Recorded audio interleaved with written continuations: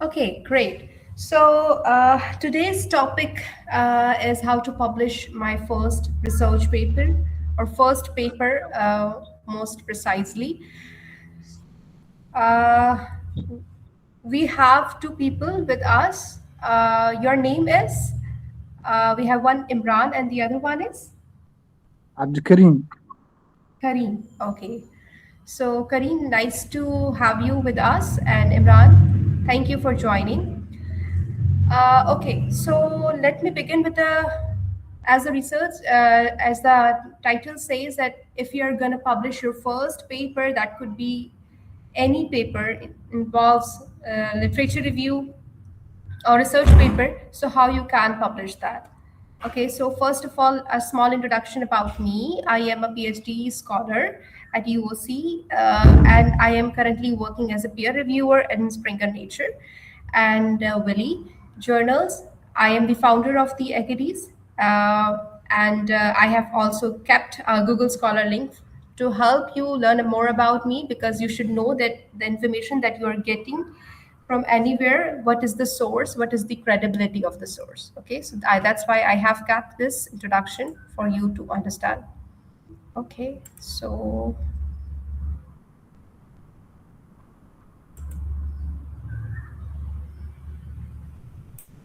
okay, moving forward. So we have two types of papers, that one is research paper and the other one is literature review. If someone is starting to construct a research paper for the first time, there are two options. Either if you are affiliated from an institute, they will be helping you to, get data. For example, you can conduct either retrospective studies, or you can do retrospective studies.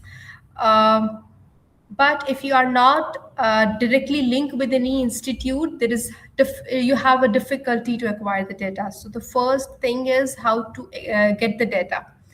If you're opting for the research paper, the best option is the cross-sectional study, because for this you do not need to go to the institute and asking them that I want data for my study. So this is something that you can do it and manage it on your own. Here is a limitation, that you will be requiring an ethical approval. So what you can do usually, for ethical approval, you can collaborate with any senior person who is actually affiliated with any institute. Okay, so if he can help you getting the ethical approval, you can add him as a second or third author, and then you can, with his, collaboration, you can proceed the study forward. The other type is literature reviews, either narrative or systematic literature reviews. For both type of literature reviews, you do not need any ethical approval, so you can begin on your own, because this is a secondary study design. It usually work on aggregation of already existing studies, and so you do not need anything for that. Okay, you can anytime publish it. So how we can, when we comes on choosing a suitable research topic, this is important, because you must know that what is the topic that you must carry forward. This is something very foundational. If you choose a wrong research topic, it may end up your research in it will not be able to publish. So you must know a suitable and relevant novel research topic. So to ease the process for beginners, and I am aware that it's difficult, it's something very crucial, and even most senior persons are often struggling to get this thing done. Okay, so to ease the process, what I have done is I have made some points to help you, and this will give you very easy access to get your topic. So the first point is, what is your field of interest? You must know about that. What is your field of interest? You should choose your field of interest and any other field of interest. For example, cancer diagnostics. So these are two different, related disciplines: psychology, digital technology, environment, public health, education, and artificial intelligence. So you just have to have two disciplines in your mind, and when you have two disciplines, you can use the chat gpt prompt that I'm going to giving you now, and you have to open its web search, and then the last step, validate the topic. So as we are seeing these 4 points, I will be telling you in detail, and that will help us to get aware about these things. Okay, so this is the chat gpt prompt. It was so long that I cannot type it over here, so I have kept a separate document for that. This is the document. Okay, so if you can see, this is the entire document. Okay, you just have to copy paste, nothing else.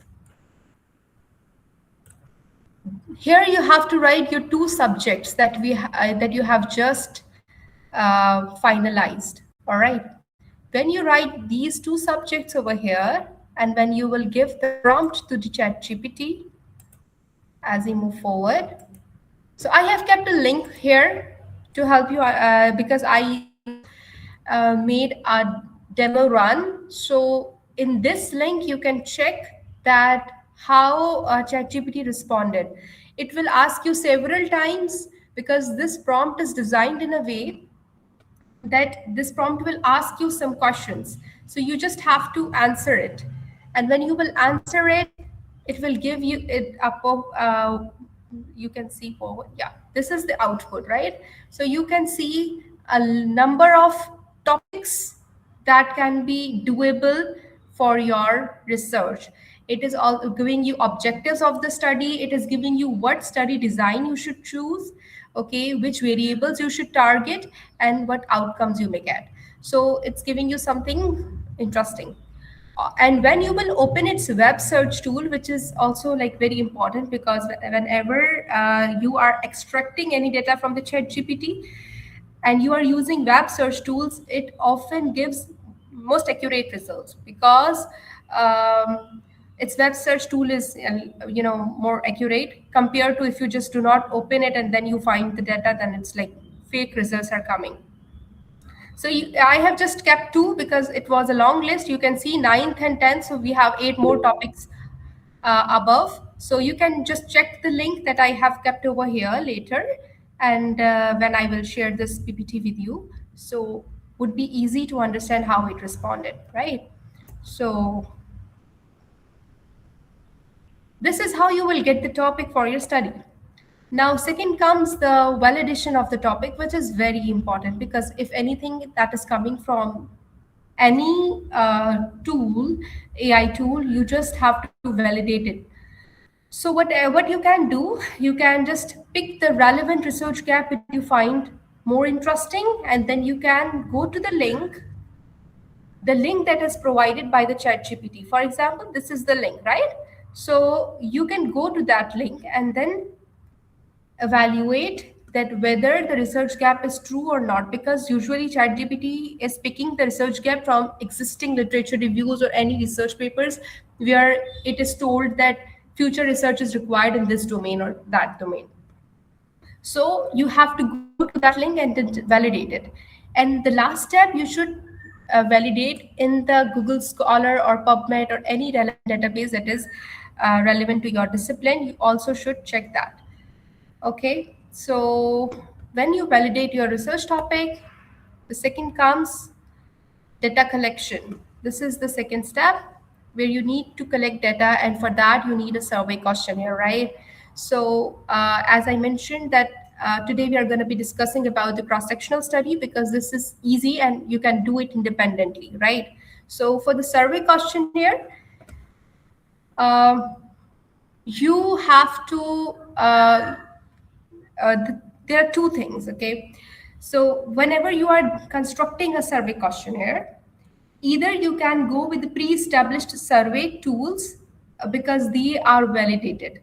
Whenever you will be publishing your cross-sectional study, they will ask you that why, from where you have acquired this survey questionnaire, what is the validation point of that. Okay, so if the survey question is pre-validated, it's easy for you, right?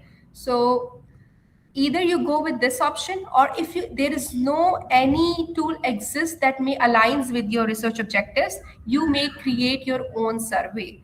But that is important that you should have a literature search, and you always keep whatever the questions you are keeping in the survey questionnaire, you should always have references that from where you are getting these insights and why you are keeping these questions. Okay, so you should always have this thing. And for the validation purpose, obviously, you need to recheck it from a senior expert. He may be the collaborator who helped you in getting the approval, or any expert, okay? And then you have to pilot it on 30 people. Okay, so around 25 to 50 people, you can keep 30 people also, it's like good average. And then you can evaluate the Cronbank's alpha value. This is something that you can that will help you to take it forward, right?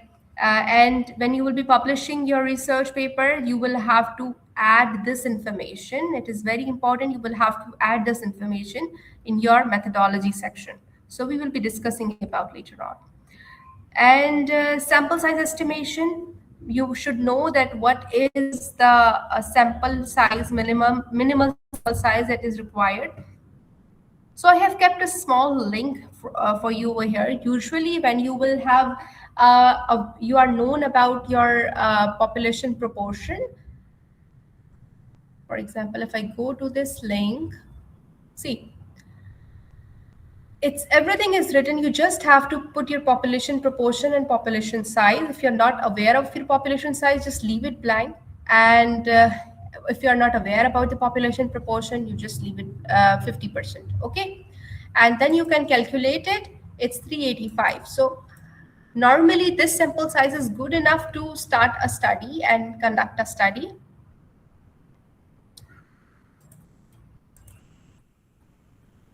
Am I going too fast?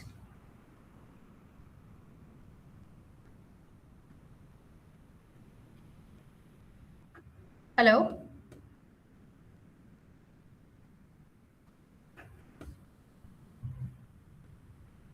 Okay, well, let's take it forward. So basically, sample size estimation, it will help you to acquire the information related to your sample, how much sample size you should have to get started. Next, you have to start with the sampling technique, okay? And is everything okay? Yeah.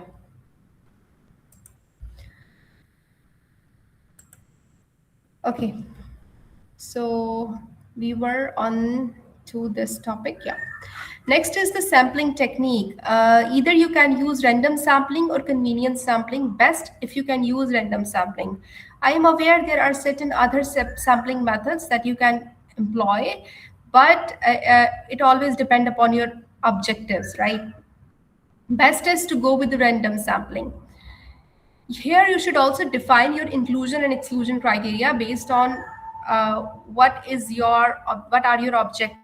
For example, if you're working on cancer patients and finding if any herbal medicine is able to treat that cancer, so obviously you will be picking data from the cancer patients, right? So you have to have awareness of who will be included and who will be excluded, and then you have to disseminate it. So basically, if you will design your survey questionnaire on Google Forms or SurveyMonkey, it's easy to disseminate it, and because you can easily, using online platforms, you can disseminate. Here it is. Here one thing is important, because if you're, for example, if you are analyzing a certain prevalence of a certain disease, for example, in some population, for example, Saudi Arabia, then you must target Saudi Arabia groups. Okay, Saudi Arabian groups that can be found in Facebook or any other social media platforms, but it's important that you have validate that all the people who are filling your survey questionnaire are from Saudi Arabia region, right? So this is something important. And I have prepared a checklist. This will help you to understand and which sections to be kept. Okay, this is quite descriptive. I'm showing here. So here you can see, usually I have made it for my team and for my work purpose, but I'm sharing it all free to all because it's something that can help everyone, right? So you can, in the methodology section, you should have study design and setting involved. These all things you should be discussing: which type of study, duration, which institute you are carrying research, sample size analysis, sampling technique that I mentioned that you will be needing to add in the methodology, right? Eligibility criteria, inclusion, exclusion, justification of exclusion criteria, data collection. So this is a pretty long list. You can check it later on. And here you will be adding your IRB approval number, who approved your proposal, and their ethical committee, the institute name actually. Okay. So it's a pretty long list involving methodology, results, discussion, conclusion, abstract, introduction. So everything is important. Important checks, after checks, everything is written over here. You can just simply later on just check and validate your work. So now data analysis. For data analysis, you can use softwares. Obviously, Python is free. If you are aware of the Python, how to work on Python, you can simply go with that. SPSS, for SPSS data, you can have your free trials where you can analyze your data. Later on, you have to purchase its versions. So you can use this tool. Basic structure of research paper.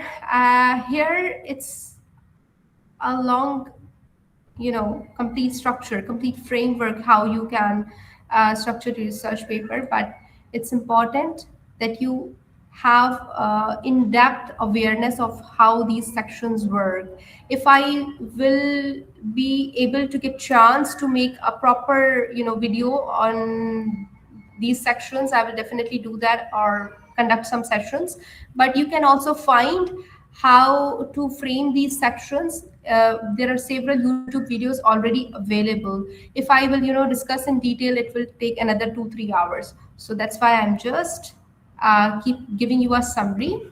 So title must reflect your objectives and should be short and searchable. It's important that whatever you are keeping in title should reflect your objectives, and there are some keywords that can help to find your research, right?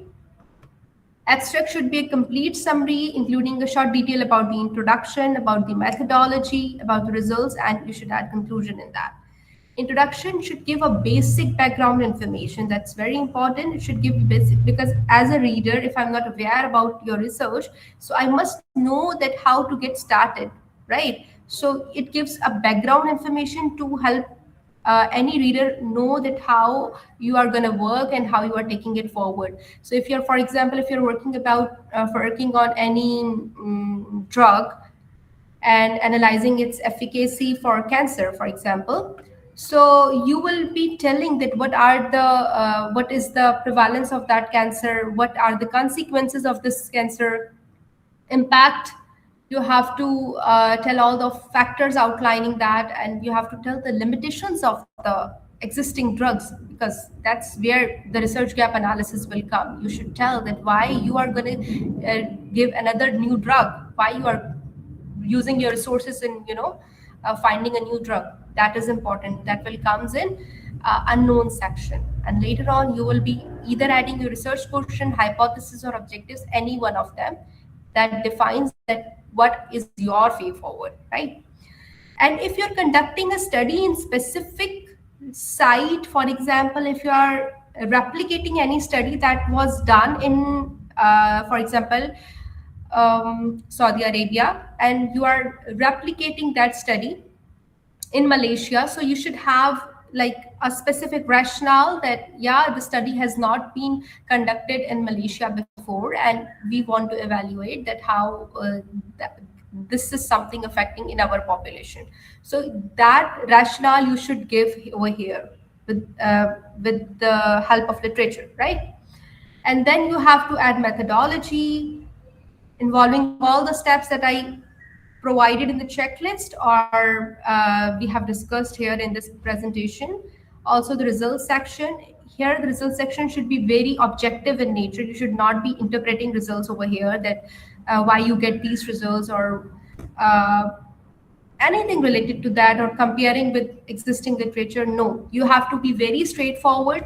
You should give your results in objective manner, and in the sequence of objective 1, objective 2, objective 3, right? So as for example, you will be first providing all the outcomes that you have acquired for objective 1, and then for objective 2, and then for objective 3.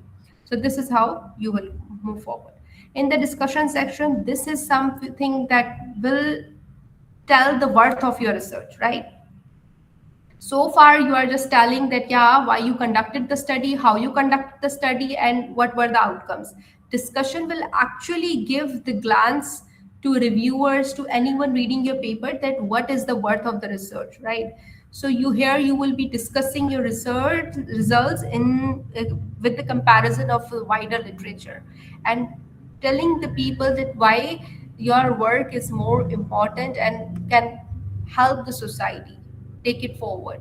Okay, so here, what does it mean, and so what, like what results you have explained, what are the way forward for that. You have to report everything, even your limitations. It's very important, because there is no study without limitations.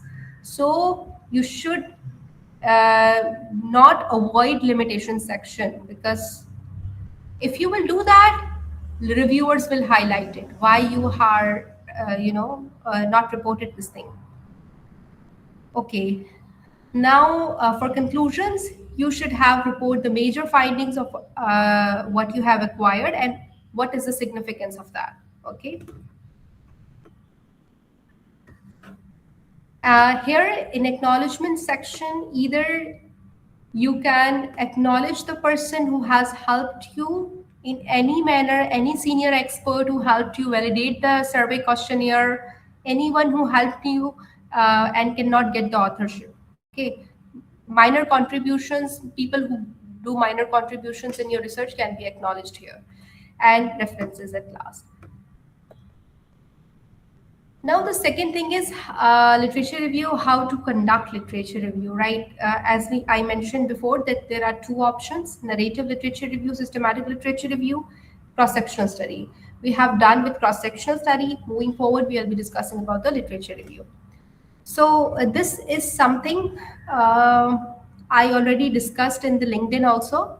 This is something from LinkedIn. I try to mention it over here as well. This is something that help you to choose a review topic. Okay, so how you will choose a review topic? Again, this is a prompt that will help you find it very easily.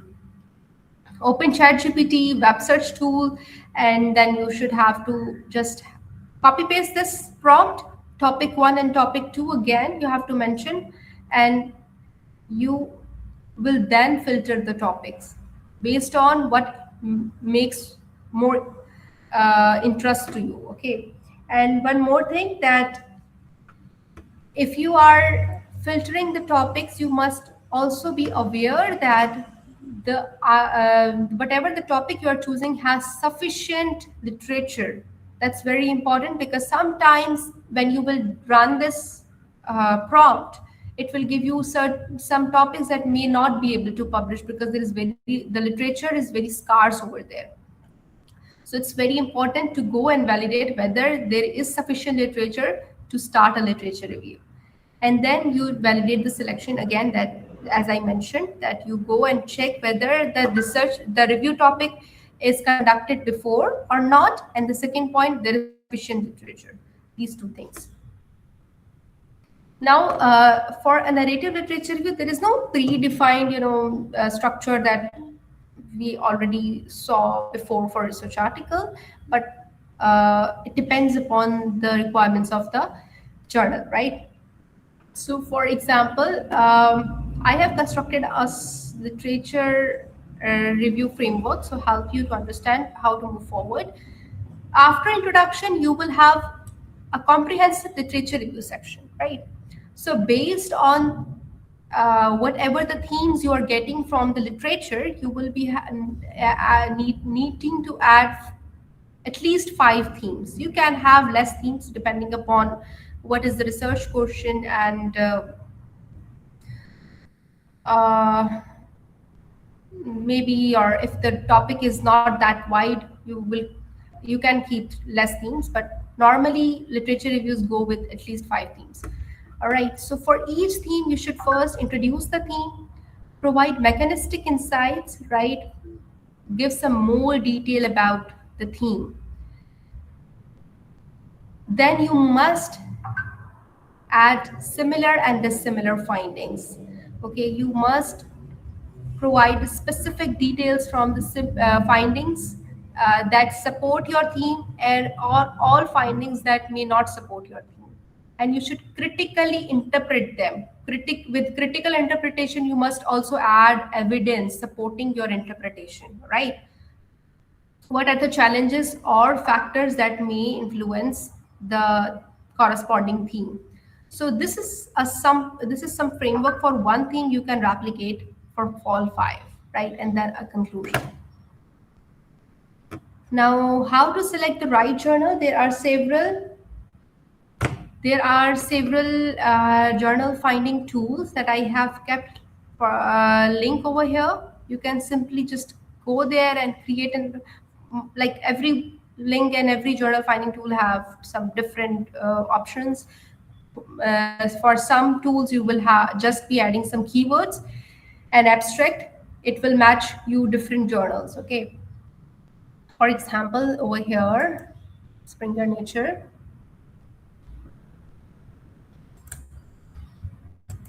Okay, you will have to add a manuscript title, abstract, or keywords, right? When you will add that, it will give you a list of journals.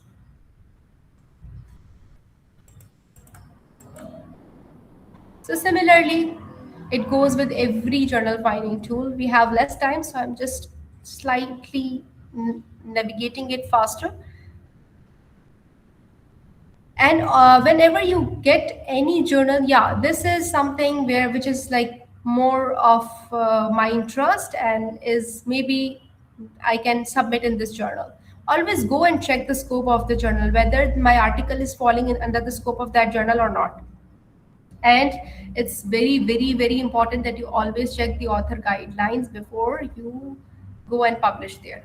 And you prepare your article accordingly, because they have certain word limitations, they have certain format limitations, and they may not allow you to, for example, if some journals will allow you to add some 5 figures, some may not, right?